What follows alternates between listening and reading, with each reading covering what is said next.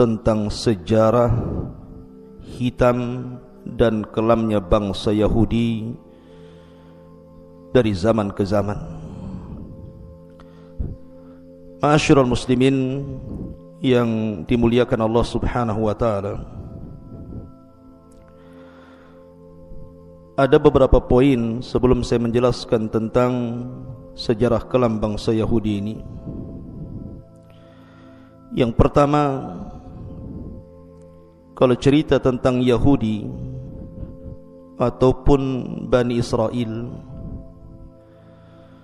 tentu tidak semua Yahudi dan Bani Israel itu memiliki sejarah hitam dan kelam.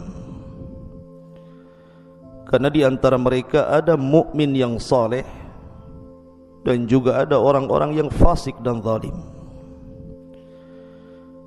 Dan itu digambarkan dalam beberapa ayat dalam Al-Quran, di antaranya surah As-Sajdah ayat 23-24. Walaqad atayna Musal kitaba fala takun fi miryatin min liqa'i wa ja'alnahu hudan li bani Israil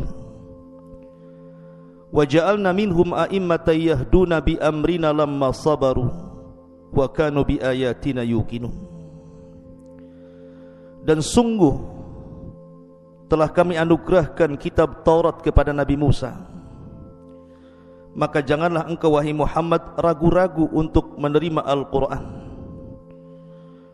Dan kami jadikan kitab Taurat petunjuk bagi Bani Israel, dan kami jadikan di antara mereka para pemimpin-pemimpin yang memberikan petunjuk dengan perintah kami selama mereka bersabar dan mereka mengimani ayat-ayat kami. Dalam ayat ini bahwa tidak semua Bani Israel memiliki sejarah kelam. Ada pemimpin-pemimpin Bani Israel yang memberikan petunjuk kepada manusia karena perintah Allah Azza wa Jalla.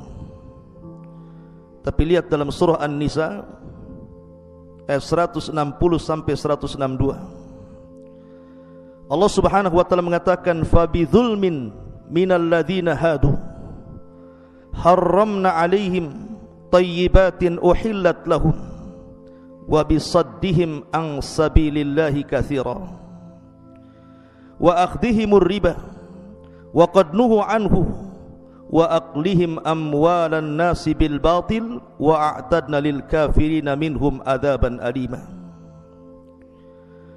Karena kezaliman orang-orang Yahudi, kami haramkan bagi mereka makanan yang baik-baik yang dulu pernah dihalalkan kepada mereka. Dan karena mereka sering menghalangi manusia dari jalan Allah, dan karena mereka menjalankan riba padahal sungguh mereka telah dilarang darinya, dan karena mereka memakan harta dengan cara yang tidak sah alias batil, dan kami sediakan untuk orang-orang kafir di antara mereka adab yang sangat pedih. Maka dari dua ayat ini menunjukkan bahwa tidak semua Yahudi ataupun Bani Israel jahat, tidak. Ada orang-orang baik di antara mereka. Ini yang pertama. Yang kedua, akan tapi secara umum Bani Israel yang lama, maksudnya Bani Israel tempo dulu, rata-rata mereka adalah orang-orang yang kufur dan bermaksiat kepada Allah Azza wa Jalla. Artinya sedikit sekali di antara mereka yang tidak kufur. Makanya Allah Subhanahu wa taala menyebutkan dalam surah Al-Maidah ayat 66, "Walau annahum aqamut Taurata wal Injil wa ma unzila ilaihi mir rabbihim la akalu min fawqihim wa min tahti arjulihim minhum ummatan muqtasidatun wa katsirun minhum sa'a ma ya'malun." Dan sekiranya mereka sungguh-sungguh menjalankan hukum Taurat dan Injil serta Injil dan Al-Quran yang turun kepada mereka dari Tuhannya, niscaya mereka akan mendapatkan makanan dari atas mereka dan dari bawah kaki mereka. Di antara mereka ada sekelompok yang jujur dan taat, dan kebanyakan di antara mereka sangat buruk apa yang mereka lakukan. Dari sini juga ada kaidah bahwa Bani Israel kebanyakan kufur. Ada di antara mereka yang baik, tapi kebanyakan mereka bermaksiat kepada Allah Subhanahu wa ta'ala. Itu ditunjukkan juga dalam surah yang lain, surah Al-Imran 110, walau amana ahlul kitabi lakana khairan lahum minhumul mu'minuna wa aktsaruhumul fasikun. Kalaulah ahlu kitab, maksudnya Yahudi dan Nasrani, itu beriman, tentu itu lebih baik bagi mereka. Tetapi sebagian mereka beriman dan kebanyakan mereka fasik. Ini kaidah yang kedua. Yang ketiga, bahwa permusuhan orang-orang Yahudi pada kita kaum muslimin itu permusuhan yang mustamir. Wa anna adawatahum daim, artinya permusuhan ini tidak mungkin dihentikan. Sehebat apapun negara-negara Islam untuk menghentikan kekejaman Israel kepada Palestina atau kekejaman Yahudi kepada orang-orang yang beriman, itu tidak bisa dihentikan. Karena memang Al-Quran yang mengatakan seperti itu. Sebutkan dalam surah Al-Baqarah 217, wala yazaluna yuqatilunakum hatta yaruddukum an dinikum in istata'u. Dan mereka akan senantiasa memerangi kalian sampai kalian keluar dari agama kalian sebisa mereka. Dan juga Allah mengatakan, wala tarda ankal yahudu walan nasara hatta tattabi'a millatahum. Tidak akan redha selamanya. Lan di sini yufidu ta'bid, artinya selamanya orang-orang Yahudi itu dan Nasrani tidak akan ridha kepada kalian sampai kalian mengikuti agama mereka. Artinya kita tidak heran kalau orang-orang Yahudi membantai kaum muslimin, memerangi kaum muslimin dengan seluruh kemampuan mereka, karena itu sudah dicantumkan dalam Al-Quranul Karim. Kemudian yang keempat,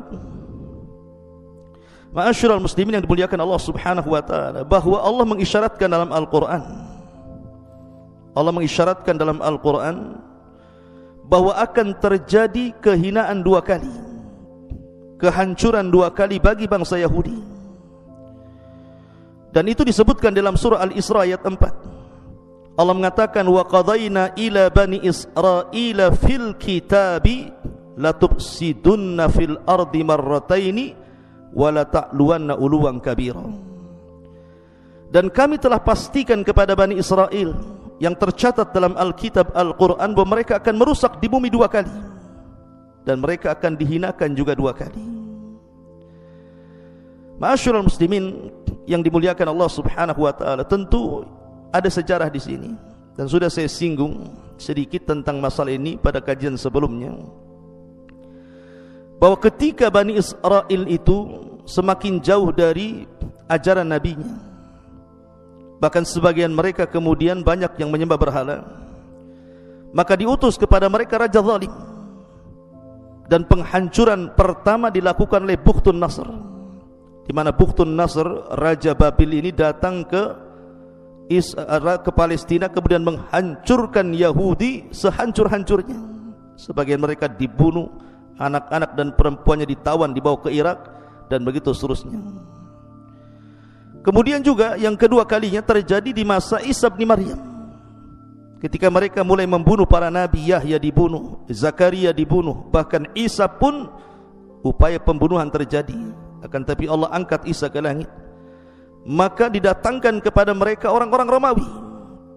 Orang Romawi ini kemudian kembali menjajah Bani Israel, sampai akhirnya mereka terhina dua kali.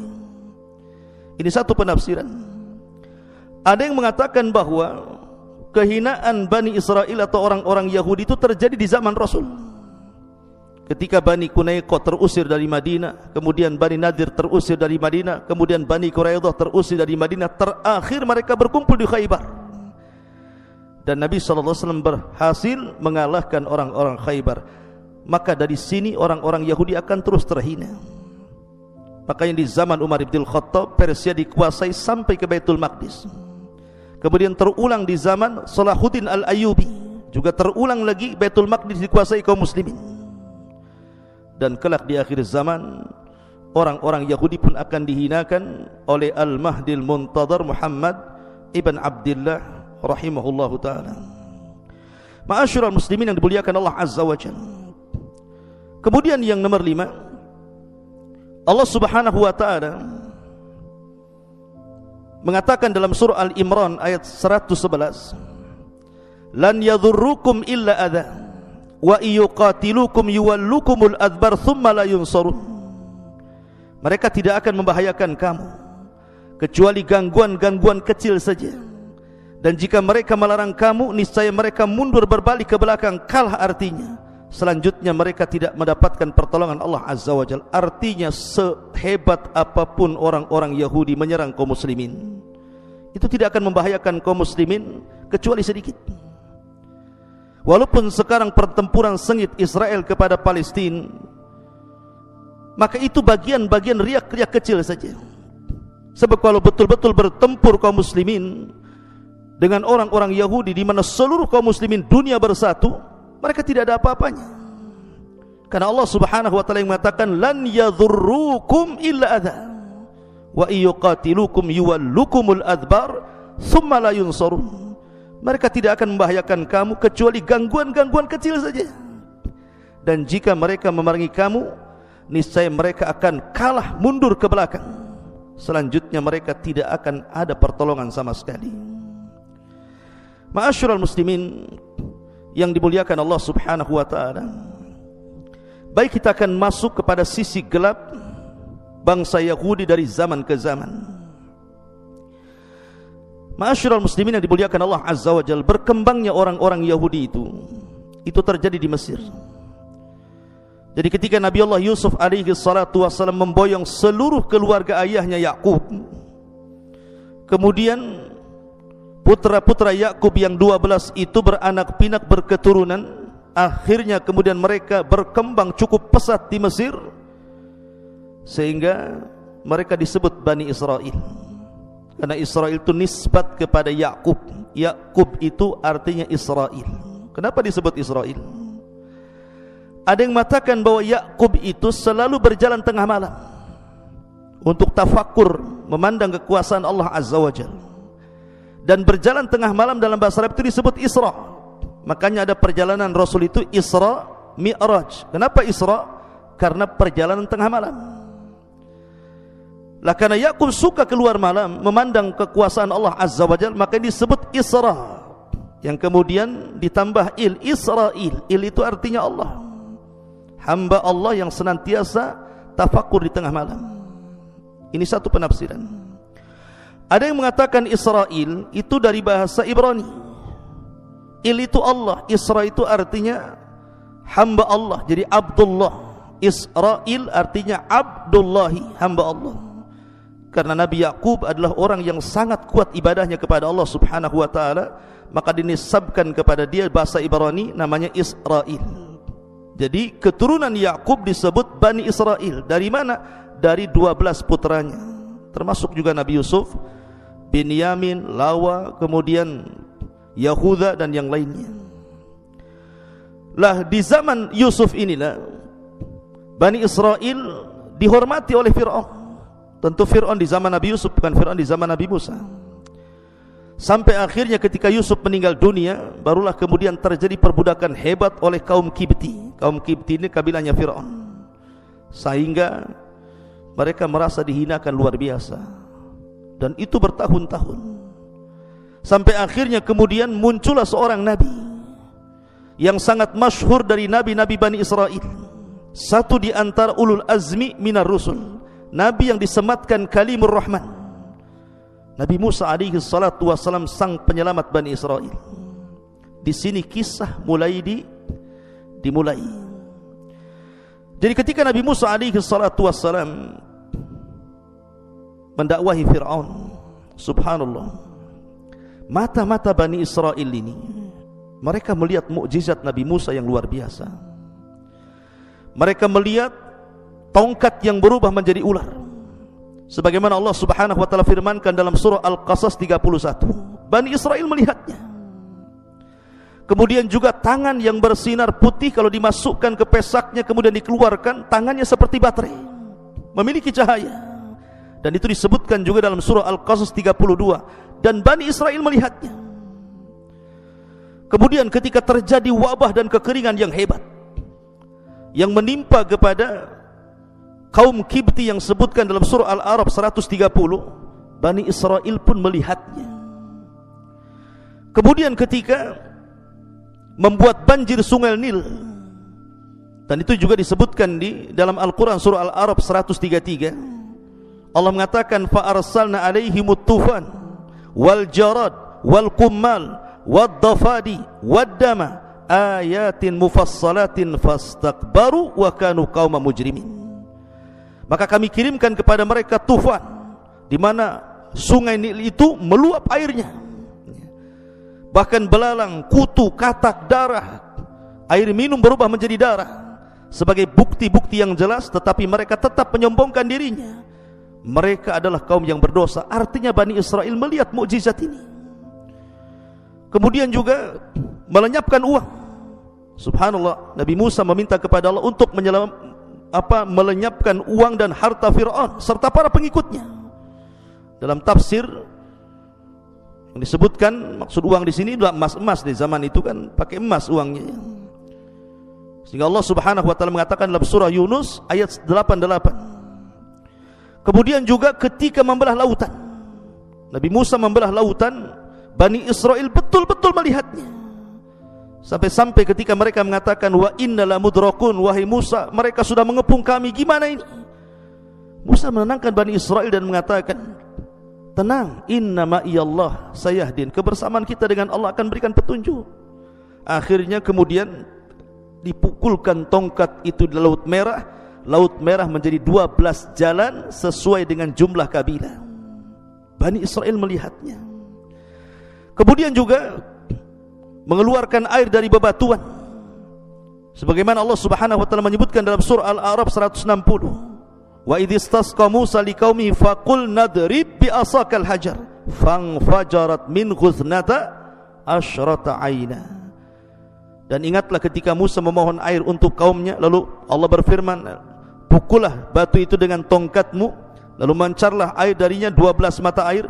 Bani Israel betul-betul melihatnya. Artinya Bani Israel itu diberikan karunia mampu melihat mukjizat Nabi Musa.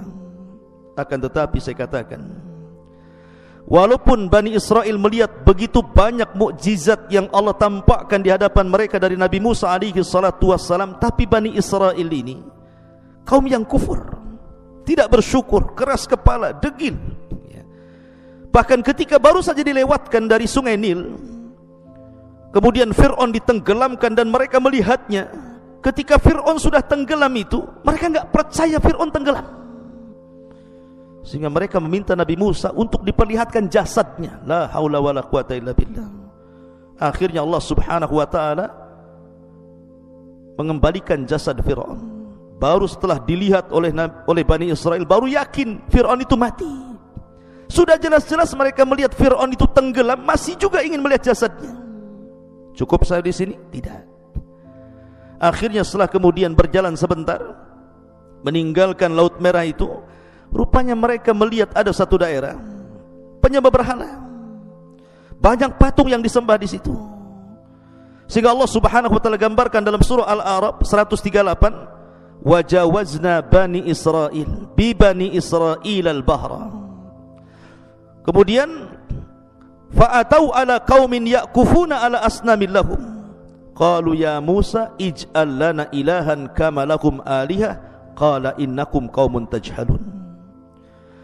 Kata Allah, ketika kami sudah selamatkan di Bani Israel ini dari kejaran Fir'aun dan tidak ditenggelamkan di Laut Merah, tiba-tiba mereka lewat di sebuah kaum yang mereka i'tikaf terhadap patung-patung mereka. Tiba-tiba mereka mengatakan, ya Musa, jadikan untuk kami banyak Tuhan sebagaimana mereka juga banyak Tuhan. Musa marah dan mengatakan, kalian ini kaum yang jahil. Ayat ini pernah dibacakan Rasul ketika perang Hunain. Jadi sahabat ini dalam perang Hunain itu kan banyak orang yang baru masuk Islam. Dalam perjalanan perang itu melihat pohon bidara yang sangat besar. Teringat kepada sejarah ketika mereka di masa jahiliyah, kalau berperang itu selalu tabaruk dengan pohon itu, menggantungkan pedang-pedang mereka di situ. Sehingga mereka mengatakan kepada Nabi SAW, ya Rasulullah, ij'al lana dhata anwat kama lahum dhatu anwat. Ya Rasul, jadikan gantungan pedanglah untuk kami tabarruk sebagaimana mereka juga punya gantungan pedang. Rasul marah. Akhirnya Nabi SAW sampai bertakbir 3 kali dan mengatakan, Qultum kama qalat Banu Israil li Musa. Kata-kata kalian itu persis seperti permintaan Bani Israel kepada Musa, ij'al lana ilahan kama lahum aliyah. Jadikan banyak Tuhan sebagaimana mereka juga banyak Tuhan. Kalian ini kaum yang jahil, sudah dapat hidayah mau sesat, begitu artinya. Lihat, Bani Israel ini sudah diselamatkan, sudah tampak mukjizat Nabi Musa, masih juga mau kufur. Bagaimana sejarah ini terulang? Ma'asyiral muslimin yang dimuliakan Allah Subhanahu wa taala. Kemudian juga masih dalam perjalanan menuju negeri yang disucikan, banyak peristiwa di sini yang menunjukkan sejarah kelam dan hitamnya bangsa Yahudi saat bersama Nabi Musa menuju Palestina. Di antaranya adalah ketika mereka lewat di sebuah tempat, mereka tidak bisa keluar dari situ. Jadi mereka nyasar, mungkin bahasa kitanya, tidak bisa keluar dari situ. Rupanya diingatkan Nabi Musa oleh para uqalah, orang-orang yang berakal atau tokoh-tokoh dari Bani Israel ini, bahwa ada wasiat Nabi Yusuf. Ada wasiat Nabi Yusuf. Sebelum Nabi Yusuf meninggal dunia, Nabi Yusuf meminta agar jasadnya tidak dikubur di Mesir, tapi dibawa ke Palestina, dikubur di Palestina. Ini yang menjadikan tersesatnya Musa dan Bani Israel karena tidak membawa jasad Nabi Yusuf. Dari sini ada kisah di zaman Nabi SAW. Nabi SAW setelah pulang dari Khaybar, melawan Khaybar dan berhasil menaklukkan orang-orang Yahudi Khaybar, dan itu perang terakhir melawan orang-orang Yahudi. Pulang Rasul dengan para sahabat kehabisan bekal.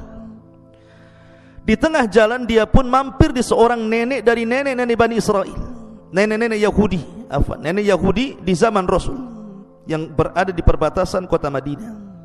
Maka Rasul minta dijamu. Maka nenek itu pun menjamu Rasul dan para sahabatnya, memberikan makanan dan begitu seterusnya. Tiba-tiba kemudian Nabi SAW mengatakan, ingat bahwa Nabi itu tidak pernah melupakan kebaikan orang. Sekecil apapun kebaikan, pasti Nabi akan mengingatnya dan akan membalasnya. Makanya Nabi SAW mengatakan, Nek, kau sudah berbuat baik kepadaku, sekarang kira-kira timbal balik dari kebaikanmu itu apa? Maka nenek ini mengatakan, ya Muhammad, saya tidak ingin apapun kecuali berikan pembantu kepadaku, biar aku tidak bekerja keras. Yang kedua, berikan unta kepadaku supaya aku tidak jalan kaki, aku punya kendaraan. Kemudian yang ketiga, berikan kalban yahrusu ghanami, anjing yang bisa menjaga ternak-ternakku. Kemudian berikan ini itu macam-macam. Heran Rasul, ini kebaikan secuil tetapi balasannya minta banyak. Maka Nabi SAW mengatakan kepada nenek Yahudi ini, Nek, kata Nabi SAW, lemahkah dirimu untuk seperti nenek di zaman Bani Israel? Lemahkah dirimu wahai nenek untuk seperti nenek di zaman Bani Israel? Sahabat heran, apa maksudnya Rasulullah ini? Maka Nabi SAW menceritakan, dahulu Nabi Musa pernah tersesat bersama Bani Israel karena tidak membawa jasadnya Nabi Yusuf, dan tidak ada yang tahu kuburan Nabi Yusuf kecuali seorang nenek dari Bani Israel. Akhirnya kemudian Nabi Musa pun mendatangi nenek itu. Kemudian kata Nabi Musa, wahai nenek, tunjukkan di mana kuburan Nabi Yusuf. Nenek itu mengatakan, ya Nabi Allah, bisa saja aku tunjukkan di mana kuburannya, tetapi tidak semudah itu, ada imbalannya. Kata Nabi Musa alaihi salatu wasalam, apa imbalannya? Maka nenek itu mengatakan, an akuna ma'aka fil jannah, jadikan aku temanmu di sorga. Nabi Musa kaget, hanya menunjukkan di mana kuburan Nabi Yusuf, permintaannya sebagai timbal baik kebaikannya supaya dia menjadi teman Nabi Musa di sorga. Sorga bukan milik Nabi Musa. Nabi Musa terdiam sampai akhirnya Jibril datang mewahyukan kepada Nabi Musa bahwa nenek itu pantas mendapatkan itu. Akhirnya ditunjukkanlah kuburan Nabi Yusuf kemudian digali karena jasad Nabi tidak mungkin dimakan tanah, masih tetap utuh. Akhirnya kemudian dibawalah jasadnya Nabi Yusuf menuju Palestina. Lihat bagaimana wanita di zaman Rasul hubbud dunya, sangat mencintai dunia, padahal orang sudah tua itu lebih dekat kepada akhirat dibandingkan kepada dunia. Ma'asyiral muslimin yang dimuliakan Allah Subhanahu wa taala. Kemudian juga setelah Nabi Musa alaihi salatu wasallam terus berjalan, di antara peristiwa-peristiwa dalam perjalanan itu, ketika Nabi Musa alaihi salatu wassalam diuji oleh Allah Subhanahu wa taala tidak bisa keluar di padang pasir. Alasannya karena Bani Israel tidak bisa diajak kerjasama. Ketika mereka sampai di perbatasan Palestina, tinggal masuk saja ke Palestina lewat jalur Ariha, kota tertua di dunia. Tiba-tiba mereka takut dengan orang-orang Kan'aniyun, penduduk asal Arab yang sudah tinggal di Palestina sebelumnya. Sehingga kemudian mereka mengatakan kepada Nabi Musa alaihi salatu wassalam, karena lancang, lihat lancangnya Bani Israel, orang-orang Yahudi ini, idhab anta wa rabbuka faqatila inna hahuna qaidin. Wahai Musa, kalau kau ingin mengajak perang kami tidak sanggup, sudah lelah kami berjalan. Kalau kau ingin perang sana sendiri, ajak Tuhanmu berperang berdua, biar kami nonton di sini, siapa yang kalah siapa yang menang. Dari situlah Allah Subhanahu wa taala turunkan azab kepada Bani Israel. Ketika mereka berada di padang pasir, disebar kabut di mana-mana, sehingga mereka tidak bisa keluar dari negeri itu. Bayangkan, kabut di mana-mana. Setiap mereka berjalan ke sana, balik lagi ke sini. Makanya Allah Subhanahu wa taala menyebutnya dalam Al-Qur'an sebagai Ardutih, negeri linglung. Mereka dilinglungkan, tidak bisa keluar dari situ. Bayangkan, itu padang pasir. Tidak ada tanaman, tidak ada air, tidak ada tumbuh-tumbuhan, betul-betul padang pasir kering kelontang. Kalau seandainya bukan karunia Allah, mereka bisa mati kelaparan. Tetapi Bani Israel ini degil. Mereka datang kepada Nabi Musa meminta makanan yang turun dari langit, ma'idatan minas sama. Ditolak Nabi Musa? Tidak. Nabi Musa tidak menolaknya. Nabi Musa justru mengabulkannya. Akhirnya Nabi Musa alaihi salatu wasallam berdoa kepada Allah Subhanahu wa taala. Dari situlah Allah Subhanahu wa taala tiba-tiba kemudian menurunkan dua makanan yang sangat lezat. Yang pertama disebut al-manna, yang kedua disebut salwa. Manna itu semacam madu, salwa itu semacam daging burung. Ada yang mengatakan roti yang ada daging di dalamnya, itu manna salwa. Dan itu sudah diletakkan Allah Azza wa Jalla di waktu mereka harus makan. Jadi kalau seandainya makan 3 kali, pagi, siang, sore, mereka tinggal ngambil saja. Kemudian mereka mengeluh kepada Nabi Musa, ya Musa, tidak ada pohon, kami panas. Akhirnya Nabi Musa alaihi salatu wasallam berdoa, kemudian didatangkan awan di kepala mereka. Awan ini menaungi mereka dari panas matahari. Kemudian mereka mengatakan, ya Musa, kami haus. Akhirnya Nabi Musa alaihi salatu wassalam memukulkan tongkat di batu, kemudian terpancar 12 mata air. Wa idhistasqa Musa liqaumihi faqul nadrib bi asakal hajar fanfajarat min khuthnata asyrata aina. Kenapa tidak satu mata air untuk rame-rame? Kenapa mesti 12? Karena Bani Israel itu satu kabilah dengan kabilah yang lainnya bermusuhan. Makanya Allah mengatakan apa?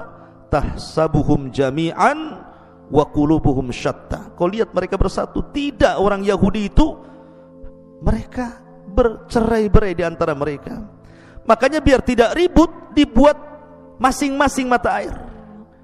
Kabilah Benyamin sendiri, kabilah Yusuf sendiri, kabilah Yahuda sendiri, kabilah Lawas sendiri, dibuat masing-masing. Karena mereka terkenal suka bertikai. Lama mereka diberikan nikmat oleh Allah Subhanahu wa taala seperti itu.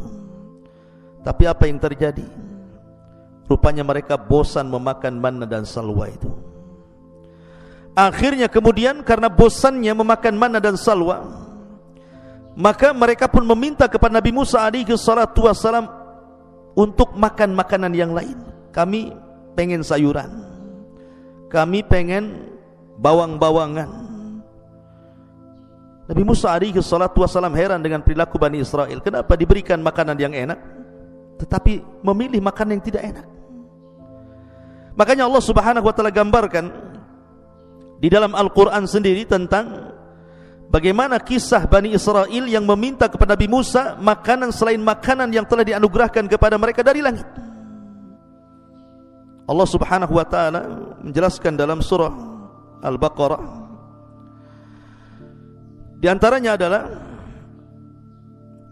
ketika mereka meminta makanan-makanan itu, Nabi Musa sempat marah dan mengatakan, ihbitum Misra fa inna lakum ma sa'altum.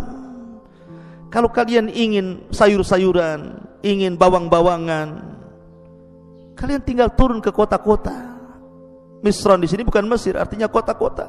Kalian tinggal turun ke kota-kota, ke desa-desa, ke daerah-daerah, tinggal beli dapat. Tapi manna dan salwa ini berbeda, karena manna dan salwa ini makanan dari langit. Lah sebab itulah akhirnya Allah Subhanahu wa taala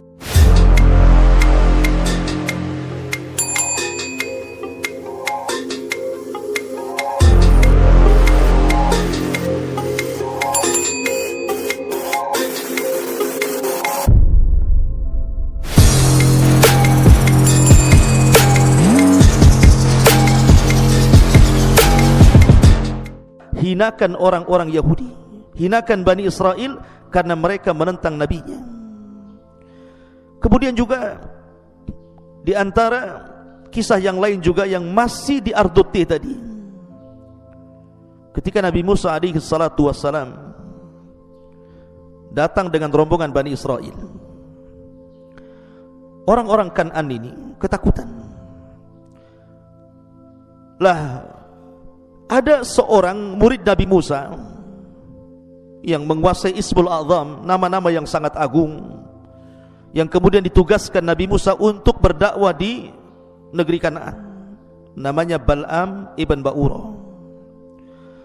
Lah orang-orang Jabbariyun ini, orang-orang Kan'an ini datang kepada Bal'am dan mengatakan, ya Bal'am, Nabi Musa datang dengan pasukan Bani Israel hendak menyerbu kami.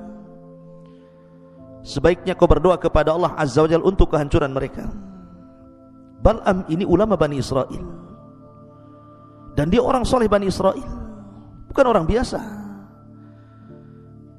Bal'am tidak mau pada awalnya, tapi karena setiap hari didatangkan harta, didatangkan jabatan macam-macam, akhirnya luluh juga hatinya. Kemudian dia berdoa kepada Allah Subhanahu wa taala untuk mendoakan kecelakaan Nabi Musa.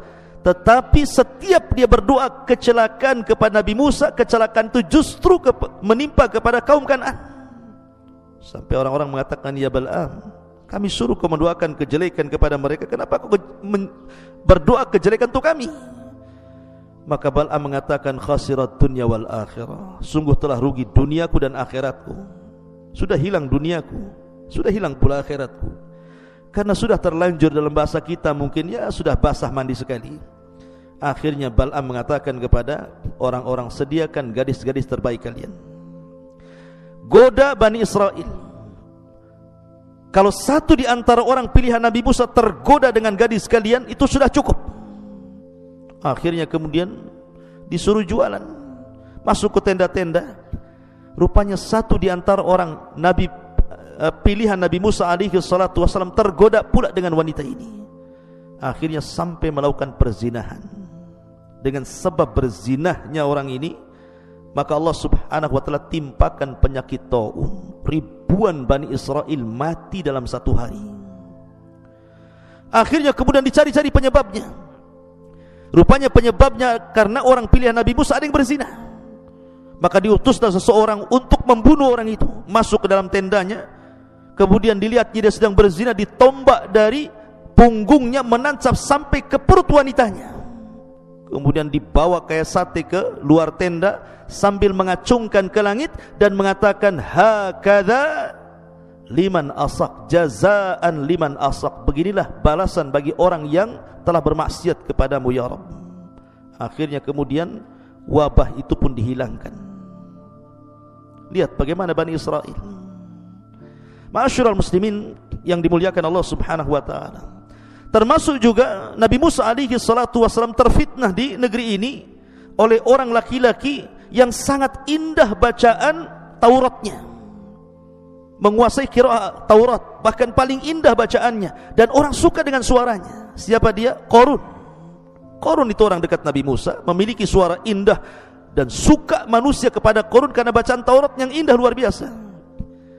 Awalnya Qarun ini diberikan rezeki, masih mau bayar zakat, masih sedekah.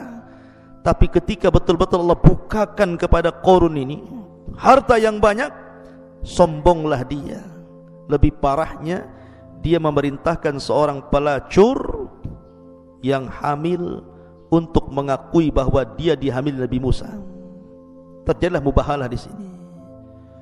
Maka Nabi Musa marah, akhirnya berdoa kepada Allah, dan Allah perintahkan Nabi Musa untuk memerintahkan bumi menenggelamkan Fir'aun. Wa khasafna bihi wa bidarihil arda. Akhirnya Allah tenggelamkan Qarun dan seluruh hartanya. Makanya ada istilah harta Qarun. Ma'asyiral muslimin yang dimuliakan Allah Subhanahu wa taala. Cukup sampai di sini kisahnya? Tidak. Masih banyak kisahnya. Ketika Nabi Musa alaihi salatu wassalam tidak bisa keluar dari Ardut Tih ini, makanya Nabi Musa kemudian membuat negara berbasis kota di dalam Ardut Tih itu. Tetapi namanya negara itu pasti harus ada undang-undang yang mengaturnya. Dan ketika itu belum turun Taurat kepada Nabi Musa. Musa itu hanya mengandalkan suhuf. Makanya Allah mengatakan inna hadza lafi suhufil ula suhufi Ibrahim wa Musa. Jadi masih mengandalkan suhuf, belum ada Taurat.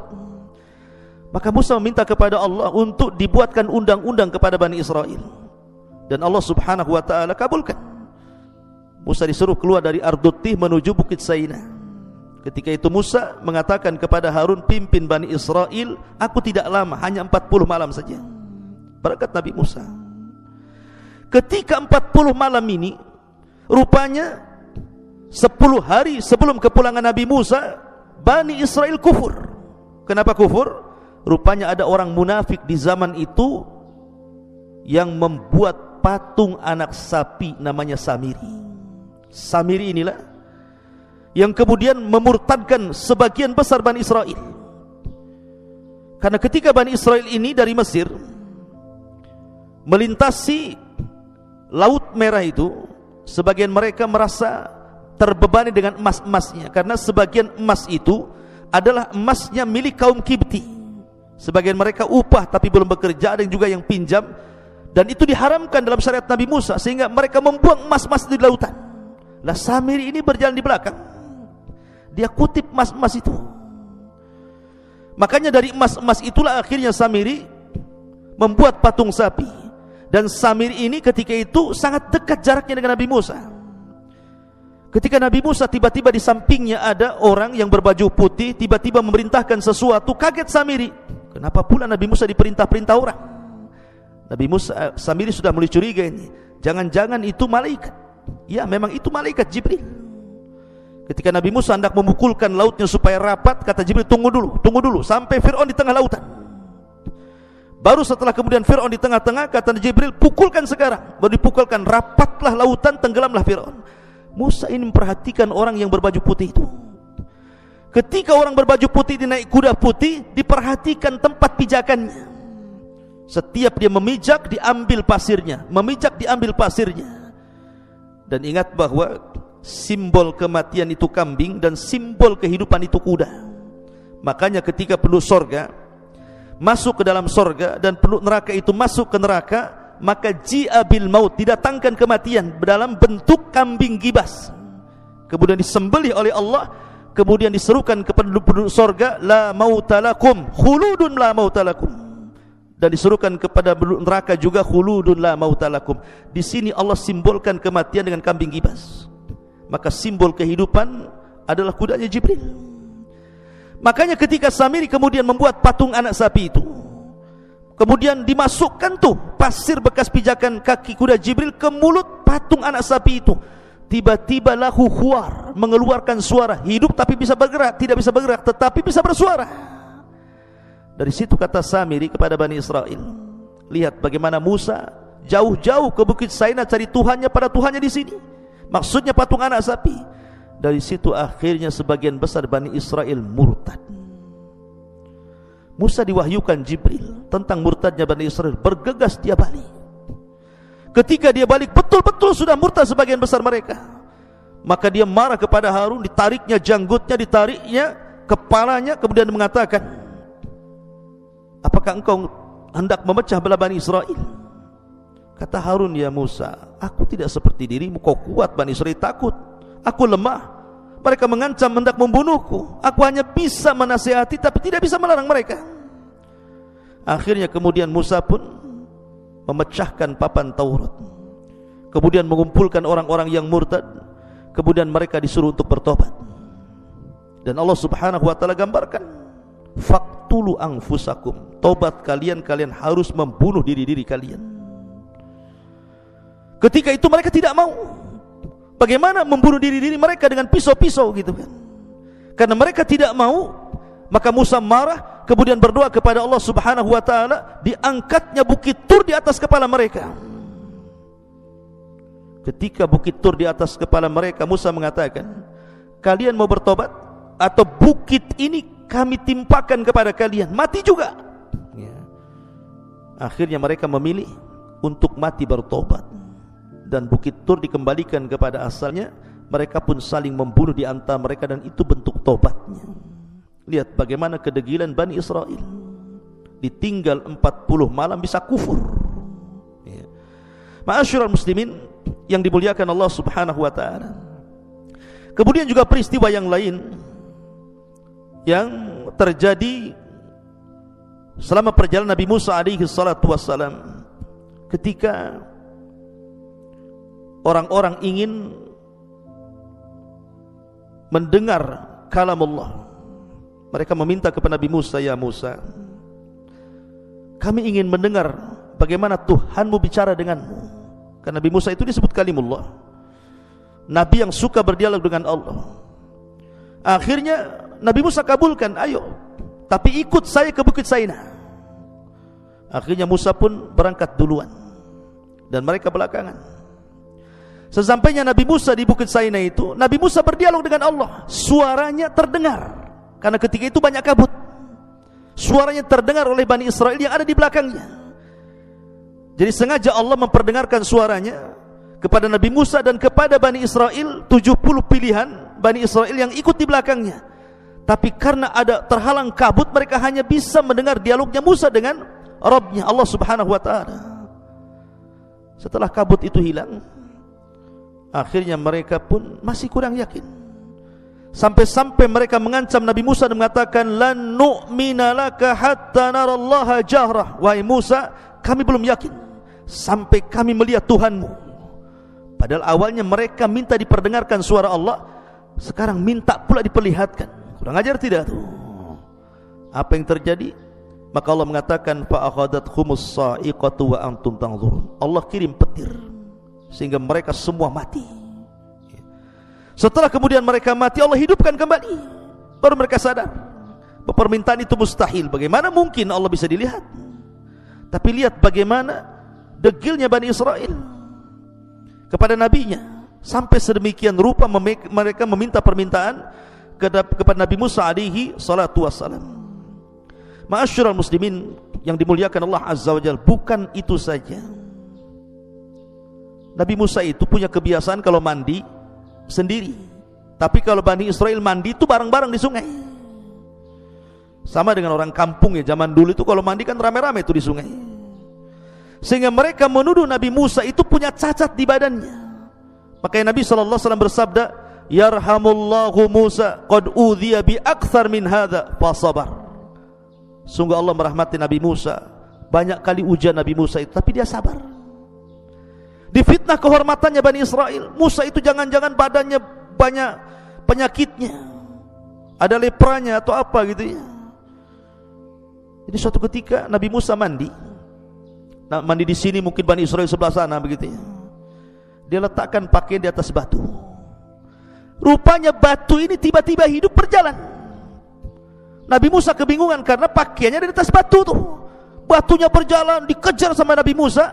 Rupanya batu itu melewati Bani Israel yang sedang mandi. Maka Bani Israel melihat Nabi Musa yang sedang telanjang mengejar-ngejar batu.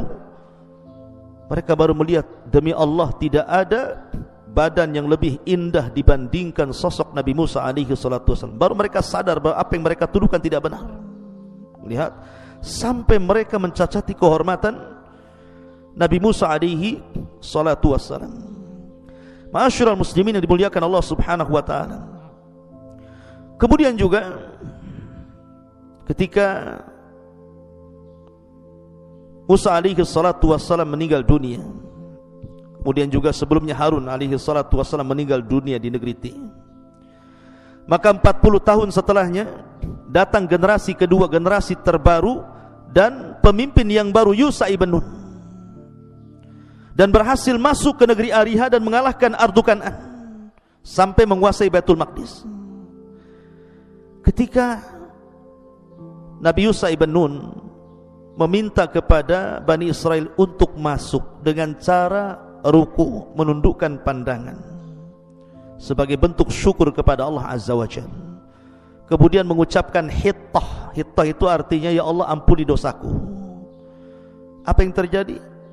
Mereka tidak mau menundukkan pandangan, justru mereka berjalan dengan cara berbalik, mundur begitu. Kan menghina namanya. Bukan hanya itu saja, disuruh mengucapkan hittah malah hintah. Kalau hittah itu, ya Allah saya minta ampun dari dosa-dosaku. Kalau hintah itu, ya Allah berikan makanan kepadaku. Bayangkan, orang suruh minta ampun malah minta makan. Nah, inilah Bani Israel. Semua nabi yang dikirim ditentang dia. Makanya wajar kalau Allah mengatakan fariqan kadzabtum wa fariqan taqtulun. Sebagian kalian ada yang mendustakan para nabi, sebagian kalian ada yang membunuh para nabi. Ma'asyiral muslimin yang dimuliakan Allah Azza wa Jalla. Bahkan ketika kemudian Yusha ibn Nun meninggal dunia, kemudian Palestina ini dikuasai oleh Jalut. Akhirnya mereka meminta kepada nabi yang terakhir, nabi yang memimpin mereka namanya Samuel. Itu nabi terakhir itu, yang memimpin Bani Israel di masa hukum Qudot namanya. Mereka datang kepada Nabi Samuel dan mengatakan, ya Nabi Allah, kami sudah bosan dipimpin para nabi, kami ingin dipimpin para raja, biar kami bisa jaya kembali. Tolong pilihkan raja untuk kami. Akhirnya Nabi Samuel ini memilihkan Tolut. Tolut ini orang miskin, la mala wa raja, tidak punya harta, tidak punya kehormatan. Sudah dipilihkan seorang nabi, tidak mungkinlah nabi memilih sembarang. Mereka mengatakan, ya Nabi Allah, kenapa mesti Tolut? Kenapa nggak ada orang lain? Raja itu kan harusnya kuat, harusnya punya kecerdasan, harusnya punya harta yang banyak. Ini siapa Tolut ini? Kami tidak kenal dia.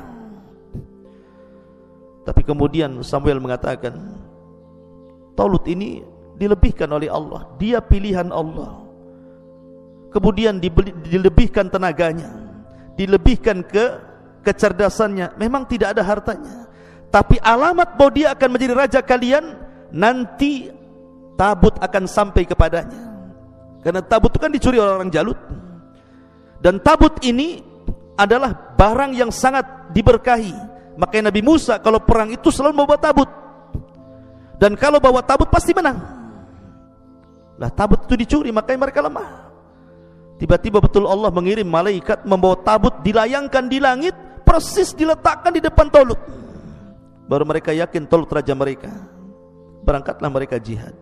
Tolut membuat aturan di sini. Kalau kalian ingin perang bersama saya, nanti akan melewati sungai syariah. Di sungai syariah ini kalian tidak boleh minum banyak kecuali hanya satu tegukan saja. Kalau tidak, kalian tidak berhak menjadi pasukanku. Berangkatlah sampai di sungai syariah itu. Rupanya karena mereka sudah berjalan lama lewat padang pasir, lembah, gunung, bukit, haus juga mereka. Ketika melihat air, banyak pula mereka minum, hanya sedikit yang meminum satu tegukan itu. Ada yang mengatakan jumlah mereka dari 80.000, sisanya hanya 4.000 yang ikut Tolut. Yang 4.000 ini pun ketika kemudian melihat tentara Jalut yang besar-besar, yang banyak pasukannya, ciut juga. Akhirnya sebagian mereka lari tunggang langgang dan hanya tersisa 314 orang. Bayangkan, tinggal 314 orang aja, persis seperti tentara Badar. Ma'asyiral muslimin yang dimuliakan Allah Azza wa Jalla. Lah dari sinilah akhirnya Allah menangkan dengan terbunuhnya Jalut di tangan Nabi Allah Daud alaihi salatu wassalam, yang kemudian tampuk kepemimpinan jatuh kepada anaknya lagi namanya Nabi Allah Sulaiman. Dan ini kerajaan Bani Israel terkuat sepanjang sejarah, di mana Nabi Sulaiman memimpin kerajaan Bani Israel yang sangat kuat dan luar biasa. Ma'asyiral muslimin, ini sejarah kelam bangsa Yahudi zaman lampau sebelum kenabian Nabi sallallahu alaihi wasallam. Mari kita lihat beberapa akhlak orang-orang Yahudi dan berkaitan dengan zaman sebelum diutusnya Rasul, zaman di masa kenabian dan kerasulan Nabi sallallahu alaihi wasallam, dan di zaman setelahnya. Bagaimana akhlak mereka? Yang pertama, catatan hitam orang-orang Yahudi, dan itu tercantum semua dalam Al-Quran. Orang Yahudi itu syiddatul adawati lil mu'minin. Mereka sangat keras permusuhannya terhadap orang-orang yang beriman. Dan itu diisyaratkan dalam surah Al-Maidah 82. La tajidanna asyaddan nasi adawatan lil ladzina amanul yahuda wal ladzina asyraku. Sungguh engkau akan dapati manusia yang paling keras permusuhannya terhadap orang-orang yang beriman. Siapa? Orang-orang Yahudi dan orang-orang yang menyekutukan Allah Azza wa Jalla. Waktu film muliakan Allah Subhanahu wa ta'ala, kita lihat di zaman kerajaan Ashabul Ukhdud. Siapa rajanya Ashabul Ukhdud itu? Yaman, ada satu daerah namanya Najran, rajanya Yahudi, namanya Dzunwas. Dzunwas inilah yang kemudian memaksakan orang-orang Nasrani Najran untuk masuk agama Yahudi. Kalau tidak mereka disiksa. Sampai akhir cerita, akhirnya turun surah Al-Buruj, di mana Dzunwas raja Najran ini membakar orang-orang yang beriman sebanyak 20.000. Lihat kekejaman orang-orang Yahudi kepada orang-orang yang beriman. Raja Dzunwas membakar 20.000 orang-orang yang beriman, sehingga Allah gambarkan wa ma naqam minhum illa an yu'minu billahil azizil hamid. Ma'asyiral muslimin yang dimuliakan Allah Azza wa Jalla. Kemudian di zaman Rasul ada orang Yahudi namanya Syath ibn Qais. Syath ibn Qais ini orang Yahudi ini yang menyulut hampir berperang orang-orang Khazraj dan juga Aus. Jadi orang-orang Khazraj dan Aus ini suatu ketika sedang duduk-duduk. Dulu kan bermusuhan nih, Khazraj dan Aus ini perang terus tuh. Tiba-tiba setelah keduanya masuk Islam, baik pula keduanya, saling berjabat tangan, saling berpelukan, saling bersaudara gitu. Lah orang-orang Yahudi tidak sedap melihat pemandangan seperti itu. Jadi datanglah Syath ibn Qais Yahudi ini, kemudian ikut duduk-duduk pula di tempat orang-orang Ansar ini, Khazraj dan Aus sedang berbincang-bincang. Tiba-tiba kemudian dia menceritakan tentang sejarah lama permusuhan dua kabilah ini. Karena asiknya bicara, terpancinglah orang-orang Khazraj dan Aus ini, terpancing keduanya. Karena terpancing itulah akhirnya hampir-hampir kemudian keduanya berperang, sehingga dia mengatakan as-silahu silah, as-silahu silah. Ya. Tetapi kemudian sampailah perkara ini kepada Nabi sallallahu alaihi wasallam. Datang Rasul. Kemudian kata Nabi sallallahu alaihi wasallam, atad'unal jahiliyata wa ana baina adhhurikum. Kenapa kalian bawa-bawa tradisi jahiliyah sementara aku berada di depan kalian? Lihat bagaimana orang Yahudi itu ngompor-ngompori supaya sesama kaum muslimin itu berperang, dan itu bentuk permusuhan yang luar biasa. Bahkan diceritakan oleh Ummul Mukminin Safiyah bintu Huyai ibn Akhtab yang belakangan menjadi istri Nabi. Safiyah ini bapaknya seorang raja, bapaknya seorang pemimpin kabilah, dan dia Yahudi bapaknya itu. Lah Safiyah menceritakan dalam sebuah riwayat, saya ini anak yang paling dicintai bapakku dan juga paman-pamanku, namanya Abi Yasir. Nah suatu ketika Nabi SAW hijrah dari Mekah ke Madinah, ini bapaknya Safiyah ini dengan pamannya Abu Yasir ini mendengar kemudian coba melihat nasabnya. Rupanya Nabi yang diutus bukan dari Bani Israel, tapi dari bangsa Arab. Pulang mereka lemes, gak ada tenaga. Rupanya salah perkiraan kita. Harusnya Nabi itu kan dari Bani Israel, kenapa pula orang Arab jadi Nabi katanya. Akhirnya kemudian keduanya saling berdialog. Yang satu mengatakan ahuwa, apakah memang benar dia Nabi? Apakah dia benar memang Nabi? Maka kata satunya mengatakan na'am wallah, ya mungkin juga dia Nabi. Kemudian yang satunya mengatakan ata'rifuhu wa tuthbituhu, apakah engkau mengenalnya dan yakin? Dia mengatakan ya. Fama fi nafsika minhu, bagaimana pendapatmu sekarang ini? Rupanya Nabi bukan dari orang Arab tapi dari Bani Israel ini. Maka salah satunya mengatakan adawatuhu wallahi ma bakit, kami tidak terima, kami akan tetap bermusuhan selama nyawa di kandung badan. Mereka tidak ridho. Lihat ya, orang Yahudi itu tidak akan ridho. Selamanya mereka akan membuat permusuhan kepada orang-orang yang beriman. Memang begitu tugas mereka. Sudah dicatat di hati-hati mereka kedengkian dan hasad kepada orang-orang yang beriman. Bahkan mereka, orang-orang Yahudi itu sengaja membantu orang-orang musyrik Arab untuk menghina Rasulullah. Ketika orang-orang musyrik Arab ini datang ke Madinah, ketika itu disebut Yathrib, mereka menceritakan dan mengatakan, kalian kan ahli kitab, di negeri kami ada orang ngaku Nabi nih. Bagaimana caranya saya melumpuhkan mereka, melumpuhkan dia, mendustakan dia, bagaimana caranya? Lihat, orang Yahudi bersekongkol dengan orang-orang musyrik ini dan mengatakan gini saja, tanyakan kepada dia 3 perkara. Kalau dia sanggup menjawab, dia memang seorang Nabi. Tapi kalau dia tidak sanggup menjawab, dustakan kenabiannya. Wow, bahagia orang-orang musyrik itu dan mengatakan 3 soalan itu apa? Kemudian orang Yahudi mengajari, tanyakan kepadanya tentang fityatun zahabu fi dahril awal, kaifa khabaruhum, tentang seorang anak muda yang raja yang pergi ke sana kemari dalam rangka berdakwah kepada Allah, bagaimana kabarnya? Kemudian yang kedua juga tentang seorang anak-anak muda yang terjerembab dalam gua yang kabarnya sangat menakjubkan, bagaimana kondisinya? Termasuk juga soal ruh, tanyakan coba. Subhanallah ikhwan. Akhirnya kemudian orang-orang musyrik bahagia dengan 3 soalan ini, karena pasti si Muhammad tidak mungkin bisa jawab. Lihat, mereka diberikan amunisi orang-orang Yahudi. Ketika datang ke Mekah, mereka mengatakan, ya Muhammad, jawablah 3 soalan kami. Kalau kau bisa menjawab, kami beriman. Kalau tidak bisa menjawab, kudustakan kenabianmu. Rasul senang mendengar hal itu, karena Rasul yakin Jibril akan memberitahu jawabannya. Tapi kesalahan Rasul tidak mengucapkan insya Allah. Lupa dia mengucapkan insya Allah. Harusnya Rasul mengatakan, ya besok saya jawab insya Allah. Tapi Nabi SAW kemudian lupa mengucapkan insya Allah. 1 hari Jibril tidak turun, 2 hari, 3 hari, 1 minggu, 2 minggu, 3 minggu, hampir 1 bulan.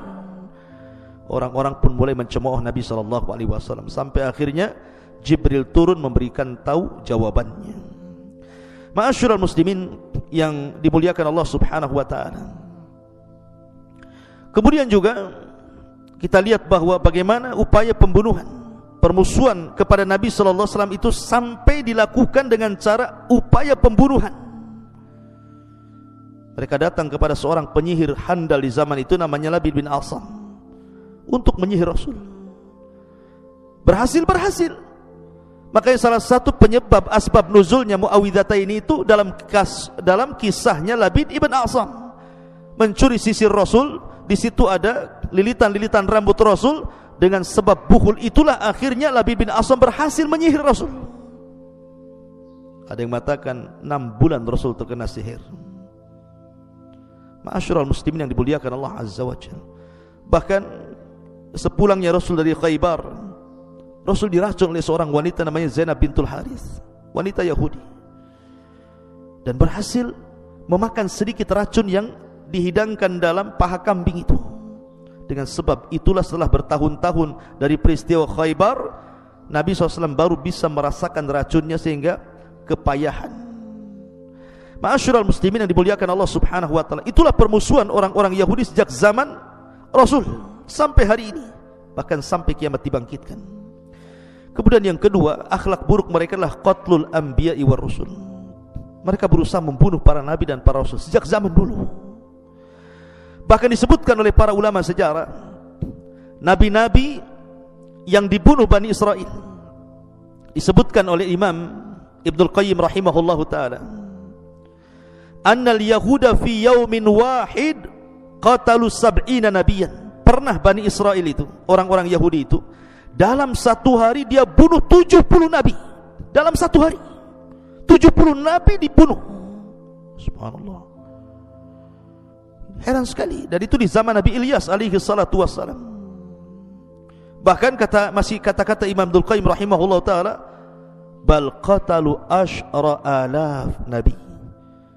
Bahkan setiap hari ada saja nabi yang dibunuh, sampai jumlah mereka 10.000 nabi. 10.000 nabi dibunuh oleh orang-orang Yahudi. Nah, di antara nabi-nabi yang dibunuh itu yang sangat masyhurlah kisahnya Nabi Yahya, dibunuh oleh orang-orang Yahudi dengan cara dipenggal kepalanya. Kemudian Nabi Zakaria digergaji ketika disembunyi dalam pohon, juga dibunuh oleh orang-orang Yahudi. Kemudian juga upaya pembunuhan kepada Isa bin Maryam, tapi Allah angkat Isa ke langit sehingga tidak jadi dibunuh, karena Isa salah satu ulul azmi minar rusul, dan Rasul bukan Nabi, sehingga tidak ada Rasul yang dibunuh. Kemudian juga di antara Nabi yang dibunuh adalah Yusa ibn Nun. Yusa ibn Nun dibunuh oleh orang Yahudi. Upaya pembunuhan. Tidak dibunuh, tapi ada upaya pembunuhan ketika Nabi Musa alaihi salatu wasallam meninggal dunia. Dituduh orang-orang Yahudi bahwa yang membunuh Nabi Musa itu Nabi Yusa. Bayangkan, dia dituduh membunuh Nabi Musa, sampai geram Bani Israel ini dan hendak membunuh Nabi Yusa. Tapi setelah kemudian jelas bahwa dia bukan pembunuhnya, tapi Nabi Musa memang sudah ajalnya datang, akhirnya kemudian tidak jadi. Kemudian juga ada nabi namanya Nabi Sya'iyah, salah satu Sya'iyah ibn Amis, Sya'iyah ibn Amsiyah, dari nabi-nabi Bani Israel, itu pun dibunuh oleh orang Yahudi.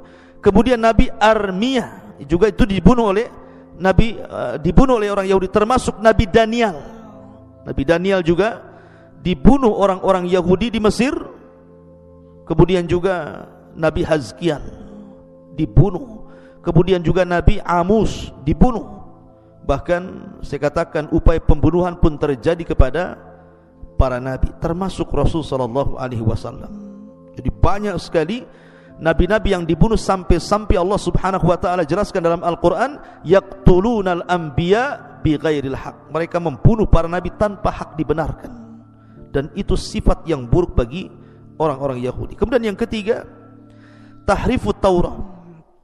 Mereka suka merubah-rubah Taurat. Dan itu difirmankan dalam surah Al-Baqarah 75, afatatma'una an yu'minu lakum wa qad kana fariqum minhum yasma'una kalamullah thumma yuharrifuna min ba'di ma aqaluhu wa hum ya'lamun. Maka apakah kamu, wahai kaum muslimin, sangat mengharap mereka akan percaya kepadamu, sedangkan segolongan dari mereka mendengar firman Allah lalu mereka mengubah-ubahnya setelah memahaminya, padahal mereka mengetahui? Itulah kebiasaan orang Yahudi merubah kitab-kitab suci.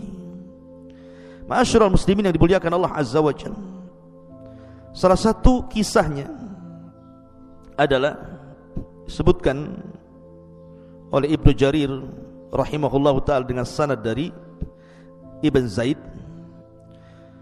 Jadi ketika Nabi Musa alaihi salatu wassalam pulang membawa papan Taurat, kemudian sebagian mereka sudah murtad, papan itu dilempar sampai berkecai.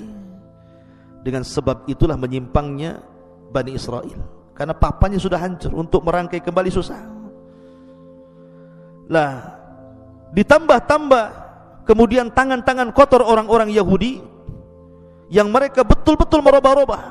Contoh yang mudah saja, ketika terjadi perang Persia dan Romawi, kemudian Persia mengalahkan Romawi. Banyak orang-orang Yahudi yang tergabung di Romawi itu, mereka karena takut diperbudak akhirnya lari ke sana kemari meminta suaka. Salah satunya lari ke kota Madinah yang dulu disebut Yathrib.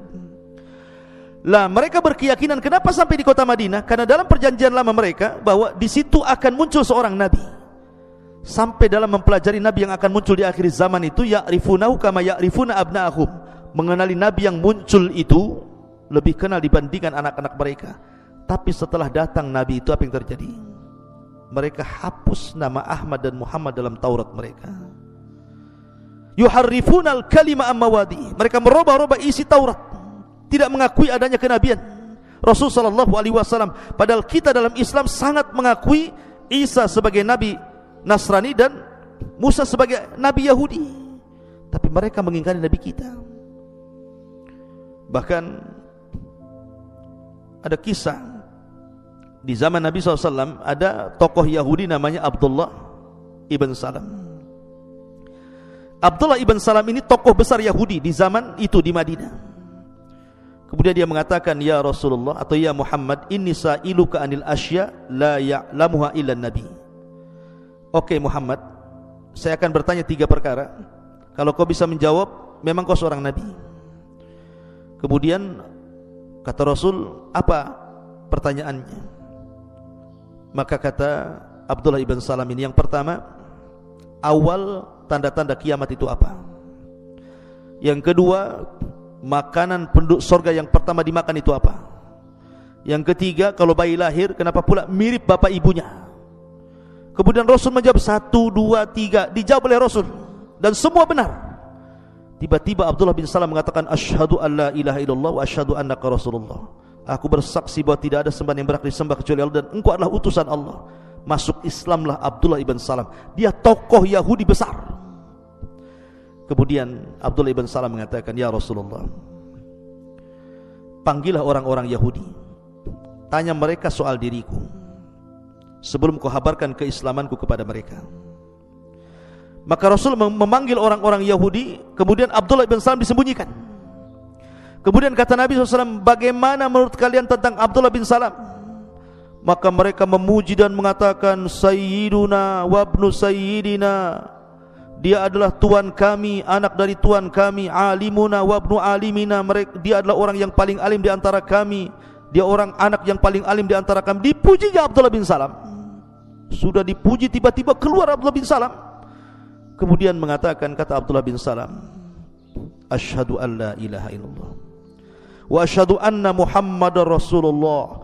Tiba-tiba setelah dia mengucapkan 2 kalimat syahadat di hadapan orang-orang Yahudi, berbalik pujian itu menjadi celaan. Safihuna wabnu safihina, dia orang jahil kami, anak dari orang jahil kami. Hakiruna wabnu hakirina, dia orang yang paling hina di antara kami, anak orang yang paling hina di antara kami. Subhanallah, dicelanya Abdullah bin Salam. Begitulah mereka. Makanya kemudian Allah Subhanahu wa taala turunkan ayat ya, tentang masalah ini, tentang masalah Abdullah bin Salam, sampai akhirnya orang-orang Yahudi ini mengatakan kepada Nabi sallallahu alaihi wasallam, "Oke Muhammad, sebenarnya malaikat siapa yang turun kepadamu memberikan wahyu kepadamu?" Kata Nabi SAW, "Jibril datang kepadaku." Ketika mendengar kalimat Jibril, marah mereka. "Oh, Jibril yang terlibat perang itu ya," katanya.